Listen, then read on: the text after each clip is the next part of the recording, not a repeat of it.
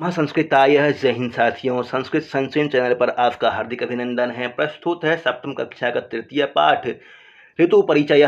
पाठ को पढ़ने से पहले यदि आपने चैनल को सब्सक्राइब नहीं किया है तो सब्सक्राइब और लाइक कर दें। विशेष्य और विशेषण का संबंध बताया गया है इस पाठ में। पैराग्राफ में विशेष्य विशेषण संबंध भी पूछा जाता है, इसलिए सावधानी से पढ़ें। ये बिल्कुल भी ना समझें कि मेरे काम का नहीं है। टीजीटी और पीजीटी विशेष करके बीपीएससी के परीक्षा के लिए तो यह आवश्यक है ही। 6 to 8 टीजीटी पीजीटी सबके लिए आवश्यक है। ध्यान से पढ़िए। यद्यपि व्यवहार में शीतकाल, ग्रीष्मकाल तथा वर्षाकाल ये 3 ही वर्ष में मुख्य ऋतुएं हैं, किंतु सूक्ष्म दृष्टि से विचार करने पर प्राचीन काल से भारत में 6 ऋतुओं को मानने की परंपरा आ रही है। संसार में कहीं भी ये 6 ऋतुएं नहीं होती। भारत का प्राकृतिक सौंदर्य इन 6 ऋतुओं का स्पष्ट भेद कर देती है। प्रस्तुत पाठ में इन 6 ऋतुओं का संक्षिप्त परिचय दिया गया है। अस्माकं देशे 6 ऋतवः भवन्ति। अस्माकं षष्ठी विभक्ति बहुवचन का रूप है। यहाँ में नौ नह भी बनता है। नह बीपीएससी +2 में इस बार पूछा गया था। अस्माकं के जगह पर दूसरा रूप क्या बनता है? नह भी बनेगा। नह देशे 6 ऋतवः भवन्ति। हमारे देश में 6 ऋतुएं होती हैं। वसंत, ग्रीष्म, वर्षा, शरद, हेमंत, शिशिर ये 6 ऋतुएं हैं। वसंते सर्वेषु पादपेषु नवानि किसलयानि पुष्पानि च भवन्ति। वसंत ऋतु में सर्वेषु पादपेषु विशेष्य के अनुसार विशेषण ध्यान रखना है। सर्वेषु पादपेषु, पादपेषु सर्वेषु पादपेषु नवानि किसलयानि नए नए कोमल पत्ते, नवानि किसलयानि पुष्पानि च भवन्ति और पुष्प होते हैं।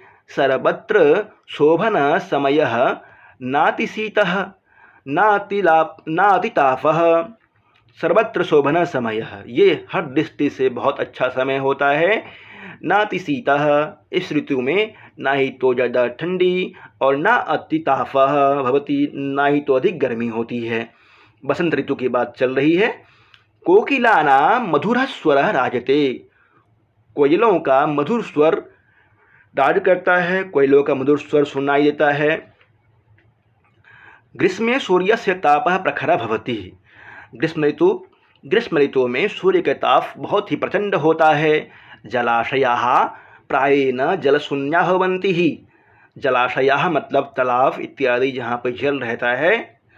प्रायेण जलशून्याः भवन्ति ही जल रहित हो जाता है, जल रहित हो जाते हैं। बहुवचन का प्रयोग है। सर्वे जीवाः छायाम इच्छन्ति ही।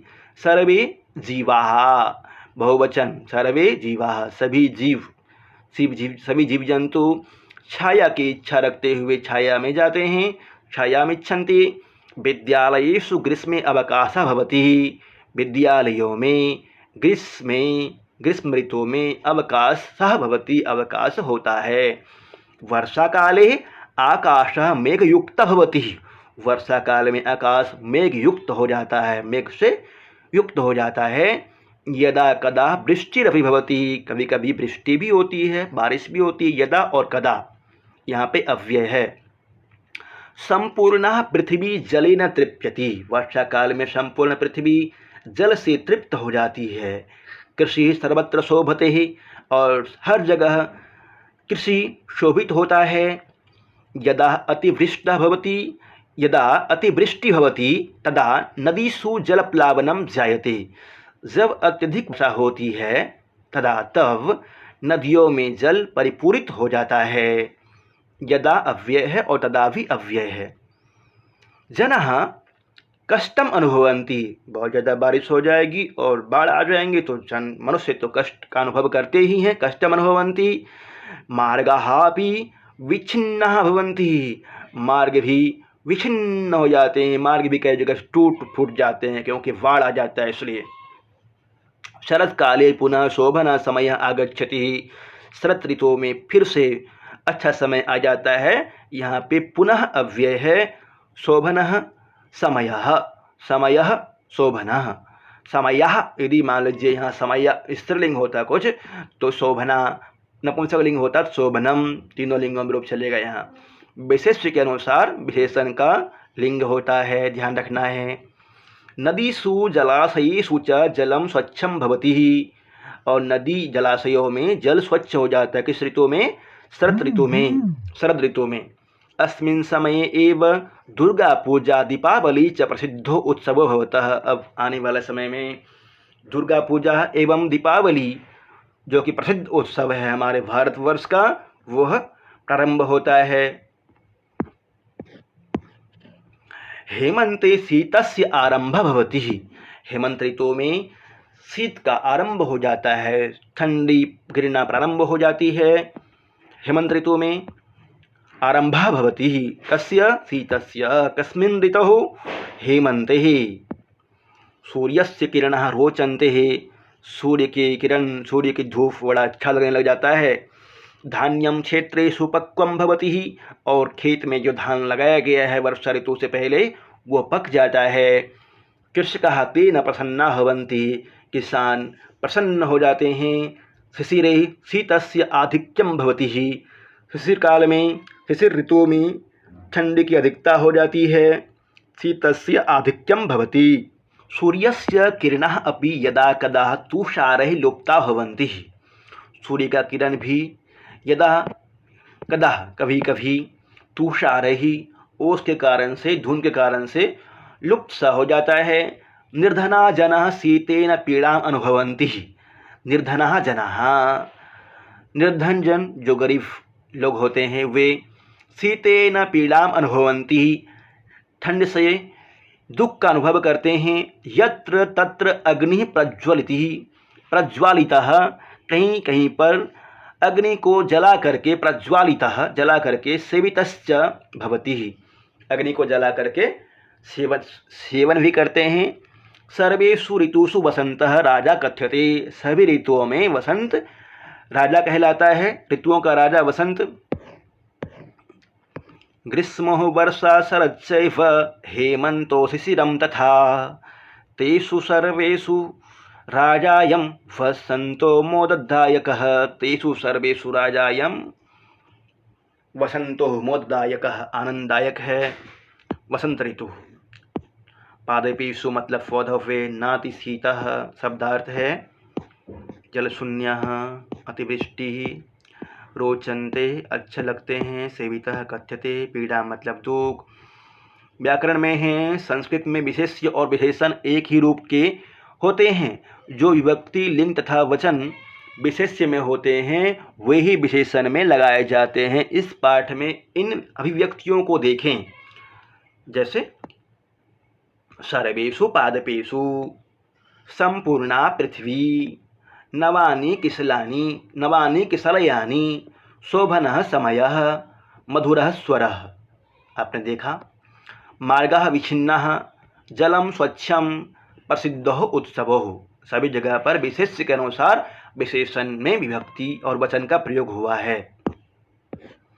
प्रखरः तापः, जलशून्या जलाशयाः, मेघयुक्तः आकाशः, वसंतः मोददायकः, धान्यं पक्वं, किरणाः लुप्ताः, निर्धनाः जनाः। विशेष्य और विशेषण को अच्छी तरह से देख लीजिए। पैराग्राफ में यहाँ से क्वेश्चन आते हैं, सावधानी से पढ़ें। संधि विच्छेद। न अति, न प्लस अति, नाति, दीर्घ संधि स्वर संधि का वेद है। वृष्टिरपि, वृष्टि प्लस अपि, वृष्टिरपि विसर्ग संधि। सेवितश्च, सेवितः प्लस च, सेवितश्च विसर्ग संधि। शरद चैव, शरद प्लस चैव एव, शरद चैव व्यंजन संधि। प्रकृति प्रत्यय विभाग है। इच्छन्ति, इस धातु लट लकार प्रथम पुरुष बहुवचन का रूप है इच्छन्ति ही। तृप्यन्ति, तृप लट लकार प्रथम पुरुष एक वचन, तृप्यति लट लकार प्रथम पुरुष एक वचन। अनुभवन्ति ही, अनु उपसर्ग, भू धातु लट लकार प्रथम पुरुष बहुवचन। रोचन्ते, रुच धातु लट लकार प्रथम पुरुष बहुवचन का रूप है। जायते, जन धातु लट लकार प्रथम पुरुष एक वचन का रूप है। शोभते, शुभ लट लकार प्रथम पुरुष एक वचन का रूप है। आगच्छति, आ गम लट लकार प्रथम पुरुष एक वचन का रूप है, आगच्छति। कथ्यते ही कथ यक कर्मवाच्य लट लकार प्रथम पुरुष एक वचन का रूप है। विच्छिन्नः विच्छित्त प्रथम पुरुष बहुवचन विच्छिन्नः। अधोलिखितानां पदानां अर्थं वदतः। किसलयानी कोमल पत्ते, पादपः मतलब पौधे, प्रायेण मतलब प्रायः प्रायः, विच्छिन्नः विच्छिन्न कटे हुए, सर्वत्र हर जगह, यदा कदा कभी कभी, पक्वम मतलब पका हुआ, तुषारः मतलब ओस से धुंध से, रोचन्ते शोभित होते हैं। निम्नलिखितानां पदानां बहुवचनं वदतः। इच्छति इच्छन्ति, पठसि पठन् पठथ, गच्छामि गच्छामः, भवति भवतः भवन्ति, तृप्यति तृप्यति तृप्यत तृप्यन्ति, आगच्छति आगच्छत आगच्छन्ति, बालकः बालको बालकाः, फलं फले फलानि। कोष्ठात् शब्दं चित्वा रिक्तस्थानानि पूरयतः। अस्माकं देशे षड् ऋतवः भवन्ति। शिशिरे आधिक्यं भवति किं? शीतस्य आधिक्यं भवति। सर्वेषु ऋतुषु राजा वसन्तः भवति। कोकिलस्य स्वरः मधुरः भवति। हेमन्ते शीतस्य आरम्भः भवति। तापस्य हेमंत ग्रीष्म, वर्षा शरद, तापस्य आरम्भः भवति। कोकिलः मधुरस्वरः। वर्षा जलप्लावनं। ऋतुराजः वसन्तः। षट् ऋतवः। अग्नि प्रज्वालितः। निम्नलिखितानां प्रश्नानाम् उत्तरं पूर्णवाक्येन लिखतः। निम्नलिखित प्रश्नों का उत्तर पूर्णवाक्य में लिखना है। अस्माकं देशे कति ऋतवः भवन्ति? अस्माकं देशे षड् ऋतवः भवन्ति। षड् ऋतवः भवन्ति। कदा सूर्यस्य तापः प्रखरः भवति? सूर्यस्य तापः कदा प्रखरः भवति? ग्रीष्म ऋतौ सूर्यस्य तापः प्रखरः भवति। कदा सूर्यस्य तापः प्रखरः भवति? विद्यालयेषु अवकाशः कदा भवति? ग्रीष्म ऋतौ में। संपूर्णा पृथ्वी केन तृप्यति? जलेन। शीतस्य आरंभः कदा भवति? शीतस्य आरंभः भवति शरद ऋतौ।